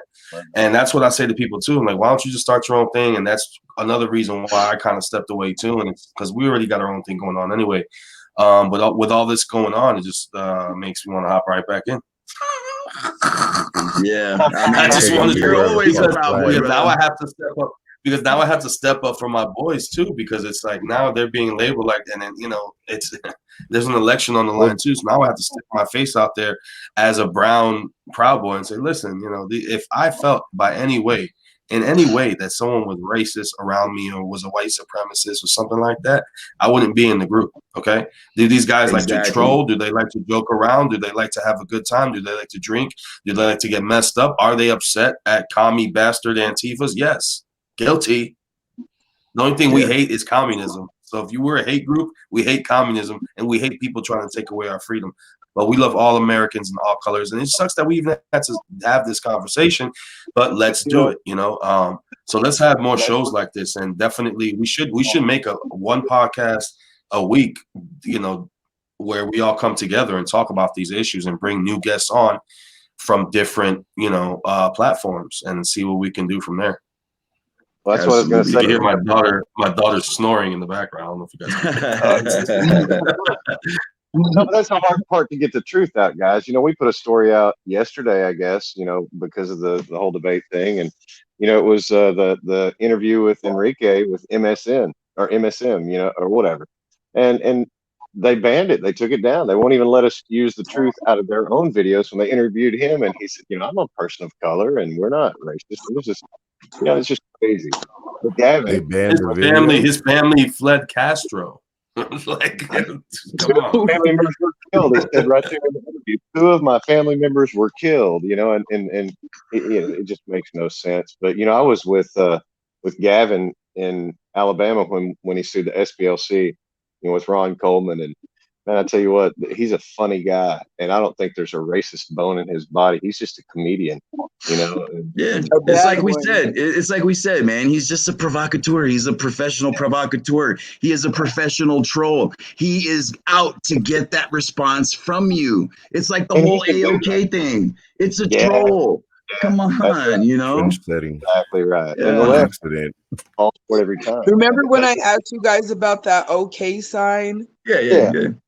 And I was like, you guys look like you're about the same age as me. I go, is that shit from when we were in junior high and we used to do the OK thing on our legs? And People do that. Yeah. I'm like, see, this is the corniest shit ever. Like, like people don't understand you guys are really corny, but corny's not always a bad thing. Yeah. But you guys have to have a passion for cringe. If you look at it, the whole thing. Can't have a men's club. The whole thing is corny as fuck, and we love it because for whatever reason, like people just respond, their heads explode, they can't take it, and it's like, I made you look, you know. I knew, stand back and stand. The whole white power symbol. Oh man, the world's. Oh no! That's what I said. I was like, oh no, all the people I ate breakfast with yesterday morning are gonna freaking get murdered. But it makes people think right now. I was like, holy shit, too. You have a bunch of people wake up one day and just start calling themselves Proud Boys if they really wanted it. And that's what they truly fear. Is like now you have a point where anybody can be a Proud Boy. Well, theoretically, but against communism, against the ideology or the idea of Antifa that's burning up federal buildings, chanting death to America. Well, no, Proud Boys are not setting federal buildings on fire. Proud Boys are not going up in the middle of the street and blowing people away. But guess what? 80%, maybe 70% are armed. So you got to think about that. And then there's all these other armed individuals that's not Proud Boys that says, no death to America. That's what they're scared of, is us uniting. You said it earlier, proud Americans. Well, we can't be proud Americans. You know what? We can't love this country. Right. I noticed today on my trailer that this shit said Patriot. I'm like, oh my God, I'm going to get killed. I'm like, what? Your trailer said Patriot? The brand is Patriot. There's 2 stickers on there that say Patriot. And I'm like, oh, they're going to really think I fell off the deep end. I was like, that shit. When I got it, it was gifted as a donation. Hey, I love it. I love it. I need one of those, brother. I need one of those, man. Me too. I need one of those, man. Hey, man. Well, I need to send them to all you guys. Send me your address. Absolutely, brother. I'll send you my PO box. Yeah, and listen, anything I can do to help y'all. I'll podcast you. I'll blast you out there. I'll do whatever I can. Let's schedule it, brother. Yeah, absolutely. And I'm excited about what y'all are doing. And that's what we try to do. I spoke at a Democratic type event a couple of weeks ago. It's really awkward, you know, but the response from people is awesome when you start with what you have in common instead of what you don't have in common. You make a lot better progress. And I'm glad to see y'all doing what you're doing. Really proud of both of you. Thank you, man. I appreciate that, brother. Yeah. We're hearing that Trump's I'm sorry, we're hearing that Trump's getting into lockdown. His coworker has been tested for COVID. I've heard that a couple of times. Oh, hold on. Okay. I don't know about that one, man. Here, I'm gonna go ahead and pull the article up. That sounds suspect. Haven't all his people tested positive for COVID? Like, I'm just saying. I think everyone has COVID at this point. I wouldn't. I mean, that makes sense. You know. I mean, I don't know what this. I never seen this news organization, but I'm gonna go ahead and share this one. Just send the ones with, or put the ones up that have like nice pictures of you, not crazy pictures of me. Thanks. Wait, hold on. What is this? This isn't it. Oh, I'm sorry, guys. This is the wrong one. Rilla, did you pull up an actual? Oh, it's the one from the Gateway Pundit. Yeah, that's the one that I. Okay. The other one was a different article. Okay, I think I pulled up the wrong one. Not an article. It's just a piece of history. The timeline. So.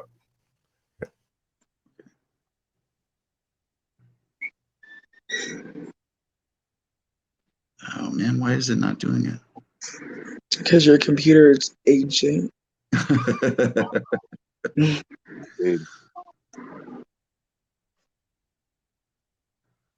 Get up, get up. Yeah, StreamYard for some reason isn't great at streaming videos. I'm sorry, guys. I'm having some problems. How long you been using StreamYard? Is it pretty good otherwise? Yeah, it's great. Besides that, I mean, we have streaming issues, but that really started after the whole COVID lockdown in March. I mean, I think everyone's internet slowed down because everyone's at home. It's the feds. Well, it's definitely the feds. Now that's a conspiracy theory. Well, yeah, there we go. That is a good conspiracy right there. Well, I mean, I've just noticed there was a real slowdown in the internet after COVID. It was everything. Yeah, everybody's on it all the time now. Nobody's at work. I definitely couldn't stream from Portland, man. That was weird. Oh, I know. We were having some issues, bro. We were having some issues. I know. Can you guys see that? I'm sharing, Jay. Okay. So it says Hope Hicks tests positive for coronavirus, was on Air Force One with President Trump 3 times this week. Oh, look at her. I've never seen her before. Trump campaign and he's advisor. pointing right at her. Yeah. That's a good picture. Tested positive for coronavirus on Thursday. Hicks was on Air Force One 3 times this week. President Trump tweeted the news tonight. Trump announced that he and First Lady Melania will self-quarantine until they get the results. And there it is. Hope Hicks, who has been working so hard without even taking a small break, has just tested positive for COVID-19. How long does it take him to get his results? 15 minutes. Well, how else do you? how else do you stop? How else do you stop that second debate? That's a. They can do it on Zoom. Good idea.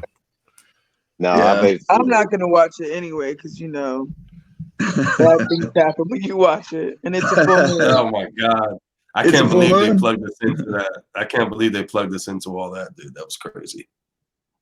That was like the moment. You know what moment that was? That was like the moment with Rosie O'Donnell. Remember the last debates when he brought up Rosie?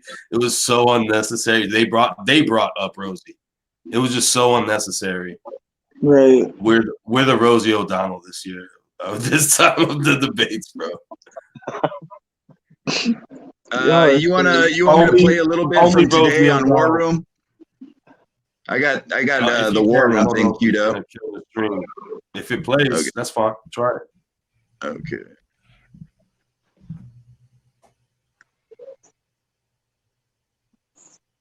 You guys got to let me know. Tell me verbally, because for whatever reason, whenever I wear this headset, I cannot hear the audio. Can you guys see it? Not yet. There it goes. Okay, here we go, guys. Yeah, for some reason, it's making me add it. And this is the way we approached it. We decided rather than focus on the things that we disagree on, why not work on commonalities? Why not find those things that we do have in common so we can make actual progress instead of being regressive like the DNC, you know? And when You we guys did can't that, hear we it? found can. the things that we could work on. We are anti-establishment. We are all of those things that you said, Owen. And, you know, once we established that, we were able to actually make, you know, make way for something beautiful, man. And it really is going to be beautiful when we finally destroy the mainstream media narrative. We are going to identify the enemy, and we are going to become this new identity, baby. Love it. That's good. New identity. This is going to come down to a fight over how many people are awake and how many aren't. They're going to contest the election. They're going to say Trump lost. They're super pissed that I'm on air. Oh, is this playing a commercial or what? I think they are horrible for our Yeah. society. You kept us on air. We did the analysis first. It's now Keep gone them on air. We continue to be the epicenter. It's all right. That's a gangster commercial. Is you continue to be the epicenter of our plans not going the way we want, and you need to stop right now. And they're very, very serious. Well, I'm not signing on with a bunch of devil worshiping child molesters. It's just not going to happen. So they are moving now to destroy me. I used to say support InfoWars, rescue InfoWars, save yourself, save the world. We're in this together. Looks like Jakai tapped out. Maybe her Communism's up phone here. died. InfoWars is the damn blocking it, Probably. which is all of us together. You guys want me to go past this or just let it run? My children are right here. Playing now. I think you But I might. need money to That's it. fight a war. Yeah, just And I leave need it. money Let it now. play. And I need prayer. Okay. And I need action. Because that dam's going to come down. Plus, I don't want to go Trump to told sleep for you another 2 it hours. was So coming. this is perfect. You Yoo-hoo-roo. Roo-roo-roo. Ladies and gentlemen, welcome back into the InfoWars When we get drunk, War Room, it brought turns to you by into InfoWarsStore.com. Roo-roo-roo.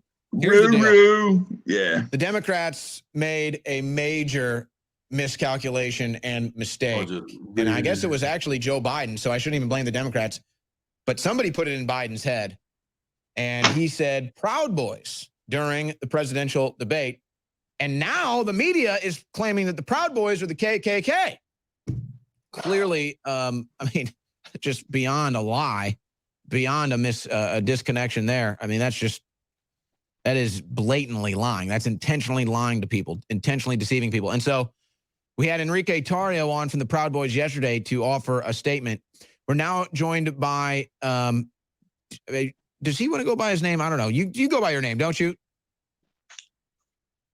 Yeah, I mean, you know my name, Owen. I'm Thad. I know your name. I just don't know if you like putting your name out there, you know, in case commies try to come after you. But you are the leader of the Proud Boys, Salt Lake, Utah.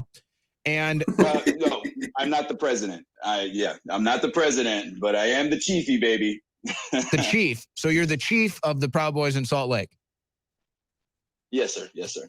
So first, before we kind of tease what we have coming up that I kind of teased yesterday, first, just your response to the last 48 hours and everything that's blown up with the Proud Boys, the lies told by Biden, the then follow-up lies told by the media and celebrities about what the Proud Boys is and what you stand for. Just what do you think about the last 48 hours, you know, for the Proud Boys?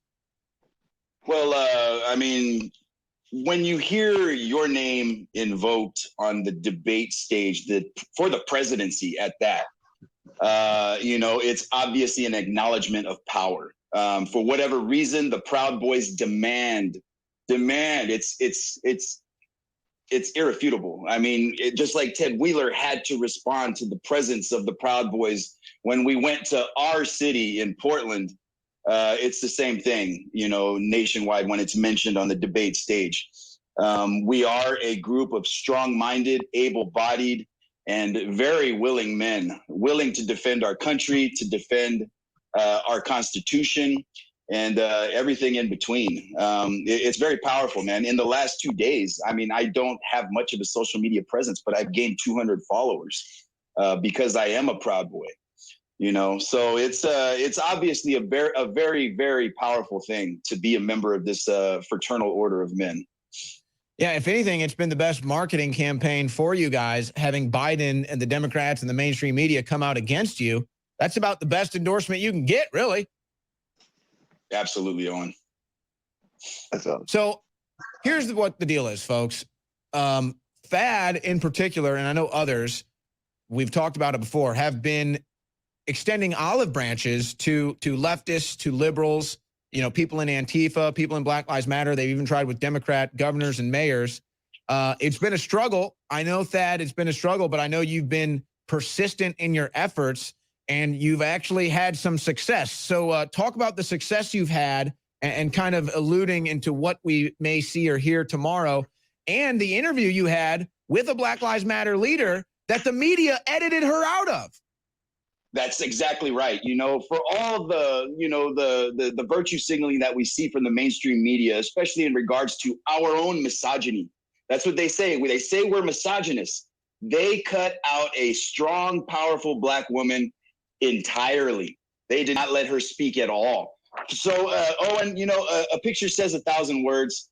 And this was given to me by Jakari Kelly, the leader of Northern Utah Black Lives Matter. This image right here. Can you see this, Owen? It says, be careful with each other so we can be dangerous together. Yes. And I think that image says everything, man. I think that image says everything. I met a powerful Black woman who is able to grasp the minds of those that listen to her and that follow her movement. And, whenever we were finally able to exchange words and have that positive civil discourse, electricity filled the air, baby. And the cream rose to the top. And, we found ourselves in a position after Portland, after we took her to Portland, and she was able to see what the Proud Boys are actually about. We were able to have this presser. That way she could go ahead and dispel the nonsense that the mainstream media, for whatever reason, it seems as if they have to do it. It seems as if they feel as if they have to keep on perpetuating these nonsensical ideas, like the Proud Boys are in some way, shape, or form white supremacists or misogynistic, what have you. But we stood up there yesterday. We dispelled the lies. We dispelled the ridiculous, hateful rhetoric. And we told everybody exactly what the case was. And the case is that the Proud Boys are in no way, shape, or form associated with white supremacy, that we are in no way, shape, or form tied to the Ku Klux Klan, that we are in no way, shape, or form hateful at all. We 100% want to work with any and everybody, and that includes Black Lives Matter. That includes the Brown Berets. That includes the American Sharps. That's right. I said it.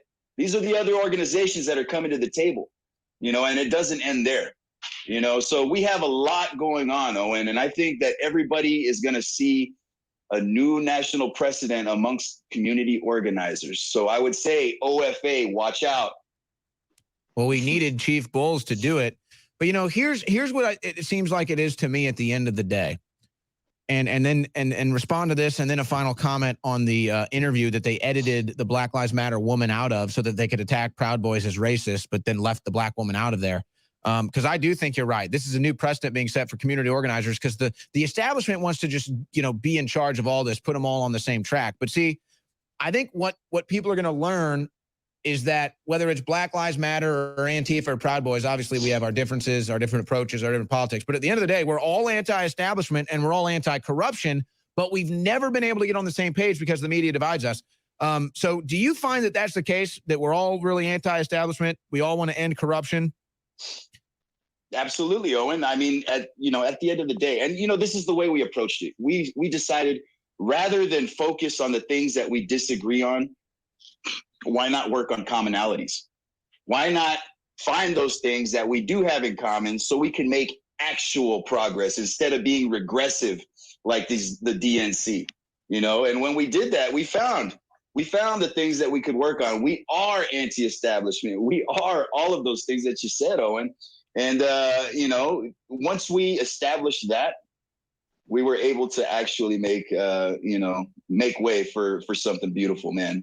And it really is going to be beautiful when we finally destroy the mainstream media narrative. We are going to identify the enemy, and we are going to become this new identity, baby. Yeah, and the other thing that'll be nice about this too is if the leaders in all these communities can kind of come together or actually solidify leadership roles, that will start to quell some of the violence too, because then they'll have an inherent interest to get rid of the bad actors. So look, Thad is going to be back with us tomorrow. Again, you had Jakari Jackson there with you, the Black Lives Matter leader. You did a joint interview press conference with her, and the media cut her out. I mean, how sick is that? Yeah, her name is Jakari Kelly. Jakari Kelly, I'm sorry. Yes, sir. Yes, sir. No, that's fine. That's fine. You wouldn't know because the mainstream media didn't even convey that much, and this is the thing, bro. We are grouping organizations like the KKK, the Antifa, and the mainstream media all in the same lump of crap. These organizations are the people that are keeping the division alive and well. And you, Thad, are going to help end this. You're doing yeoman's work. Thad is going to be back on with us tomorrow. It's going to be special with Thad tomorrow, folks. Be sure to tune in. It's going to be very important, this effort Thad is putting in with the Proud Boys. Thank you, Thad. We'll be right back. This is your last chance to get 8-pack Power Stack, and I'm really bummed out about that. It started out as a sleeper. What do you guys think, man? Man, that's powerful. That's powerful. I think I stole some of your words earlier. I think we said exactly the same thing, dude. I love that. Yeah, I'm ready, brother. Dude, that's beautiful. Yeah. Jakari will be on the War Room with me tomorrow. I believe it's gonna. Let me check the text message. I think it's like 3 o'clock. Yeah, 3 p.m. Yeah, 3 p.m. Mountain Standard Time, 4 p.m. Central. That would be 5 p.m. for you, Jay. Rilla, you're on Mountain Standard Time too, right? Yeah. Yeah. Well, brother. I will definitely catch it at nighttime, but I will be at the Trump rally tomorrow in Sanford. That's right. Ooh, yes. Yeah. Talk I'm about sure that, you'll brother, see some pictures getting. I'm sure you'll see some pictures tomorrow because I want to be with some of the boys tomorrow. So, of course, people are going to flip out. And the Lightning won the Stanley Cup.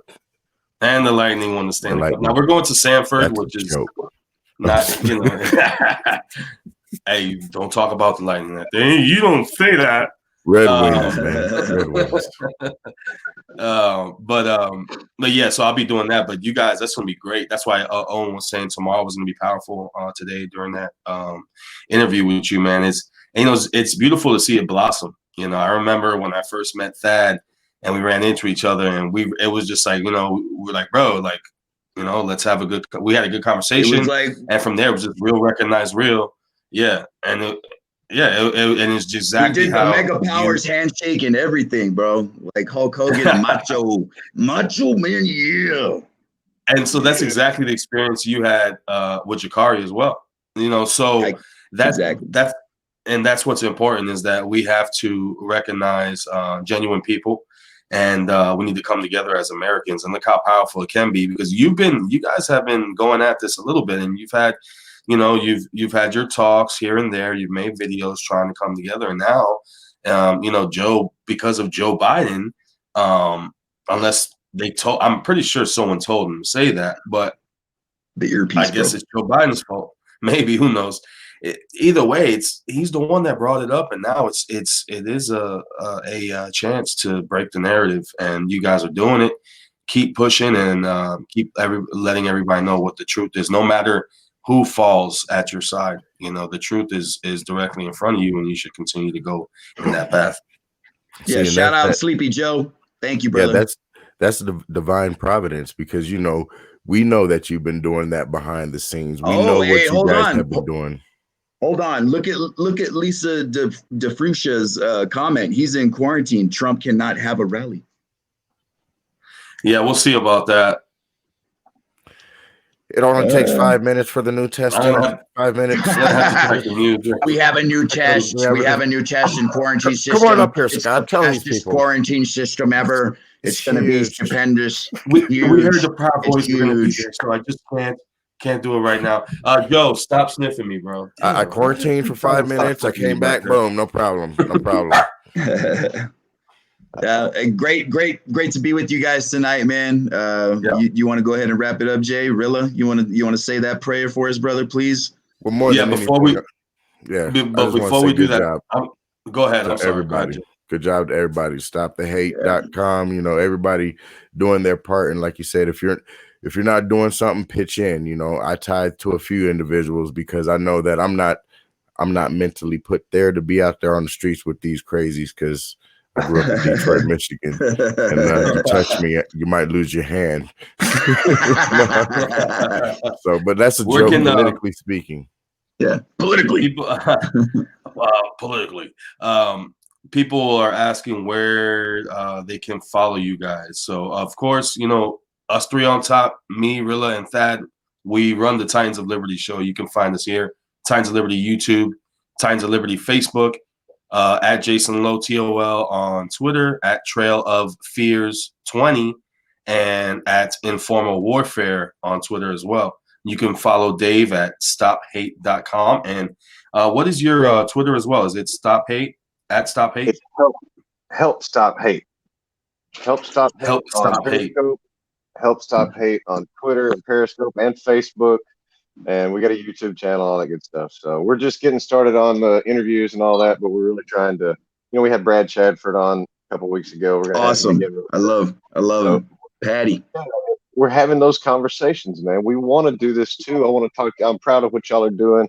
I want to see more of it. I want to help. I want to be a part of anything positive, you know, because that's what people are longing for. I appreciate being on here tonight, too, guys. Everybody's welcome on this train. Yes, thank you for coming on. Train to glory. Yeah, we've. I was telling Dave we had to get him on. It was the perfect show for you to come on tonight. So thanks for joining us. Yeah, thank you, Dave. It was great meeting you. I want to get this straight. Is it Jakai or is there an R in there? Is it Jakari? So my government is Jakari, and Jakai was my alias, but I never changed it on Facebook because, like, me being from Ogden, everybody knew who the hell I was, so there was no hiding my first name. So, yeah, my first name is Jakari, but I go by Jakai also. Gotcha. Okay, I just wanted to clear that up. I want to make sure we were not messing up your name or anything like that. Where can everyone follow you at? Facebook, it's Jakai Kelly, Jakai Kelly, Kelley.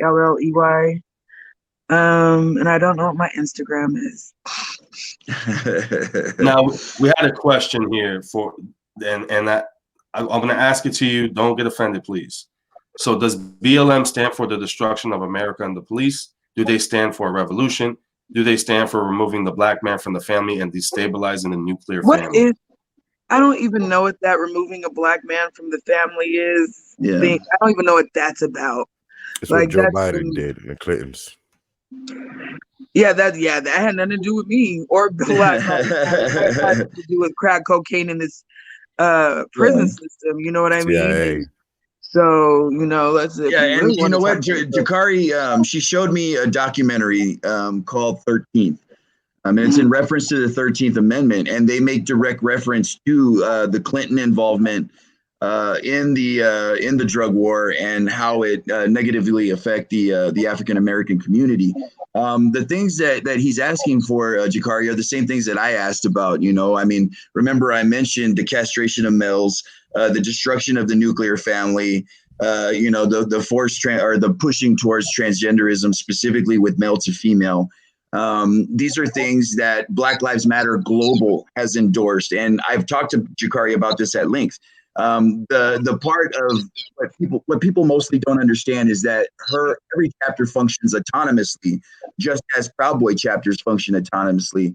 And at the local level, they are not, even aware of much of the Black Lives Matter global initiatives, especially those, because of course, Jakari comes from a very strong nuclear family, a traditional family, and she had that in her life.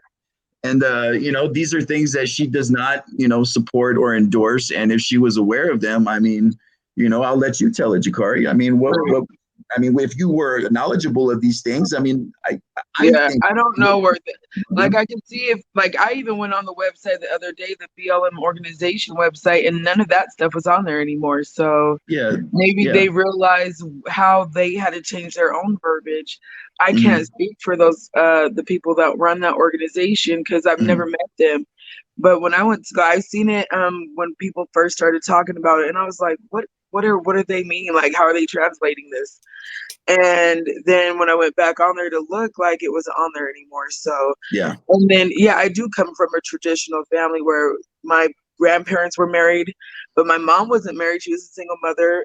She was in a relationship for a while with my father, but I'm a single parent at the same time. That doesn't mean I'm like, burn all men. You know what I mean? They're valuable at least for 15 minutes out of the day. So I would never say anything like that. So you know what I mean?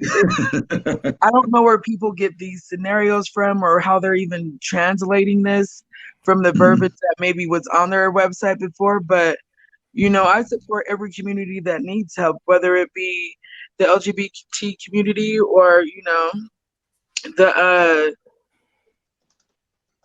Native American community, the Hispanic community. I know when I'm an ally, but I know when I have a platform also. So absolutely. Yeah, so Well, that thank could be you the so much topic for for an joining us. entirely different cast. Hell yeah, man. Yeah. Anybody else want to throw anything else in there before Jay leads us out with a prayer? Well, I'll if anybody else wanted to pray, I open up the floor. Dave, if you want to throw one in, anybody else? I would actually, I'll go ahead and pass it to our guests for the prayer this evening. Then you want it, Jay? No. Oh no, Dave. I thought Dave said he would. I mean, I will. It's okay. We can bow our heads, all hearts and minds clear. Thank you, Father, for another day. Thank you for this opportunity to share the truth, to share your truth. Right now, I just ask that you heal hearts that's been broken, minds that's been confused, people that have been misled. I ask that you be that guiding light and also just forgive us, Father God. And we pray for our enemies right now, for those that spread the lies. Father, we ask that you give them a mind of truth and a heart of truth and a will to seek towards your will. And also just strengthen us, Father. Heal our hearts, heal our minds as well, for we have been deceived as well by this lie. And just strengthen us each day that we are empowered to do your will and follow your love. In the name of Jesus, amen. Amen. Amen. Amen. Yeah, we appreciate you guys for joining us. Thank you. Make sure much. you guys tune in tomorrow. Hopefully, I'll be at the Trump rally now with this quarantine thing. I want to check that out. Make sure you follow Jakari Kelly on Facebook. Make sure you follow Dave Stop Hate, helpstophate.com, or help Stop Hate on Twitter. And follow us, Titans of Liberty.